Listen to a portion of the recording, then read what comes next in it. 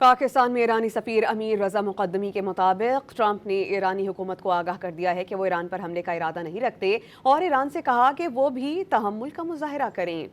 ڈان.com کی رپورٹ کے مطابق ایرانی سفیر نے بتایا ہے کہ انہیں یہ اطلاع پاکستانی وقت کے مطابق رات 1 بجے ملی، جس سے ظاہر ہوتا ہے کہ ٹرمپ جنگ نہیں چاہتے اور انہوں نے ایران سے بھی کہا ہے کہ وہ خطے میں امریکی مفادات پر حملہ نہ کریں۔ انہوں نے کہا کہ لوگوں کو جائز احتجاج کا حق حاصل ہے۔ حکومت مظاہرین کے ساتھ بات چیت کی اور واضح کیا کہ مسلح گروہوں نے لوگوں کو قتل کیا اور مساجد پر حملے کیے۔ انہوں نے حمایت پر پاکستان سے اظہار تشکر کیا اور زور دیا کہ ایران کو اخلاقی اور سیاسی حمایت کی ضرورت ہے۔ پاکستان میں ایرانی سفیر امیر رضا مقدمی کے مطابق ٹرمپ نے ایرانی حکومت کو آگاہ کر دیا ہے کہ وہ ایران پر حملے کا ارادہ نہیں رکھتے اور ایران سے کہا کہ وہ بھی تحمل کا مظاہرہ کریں۔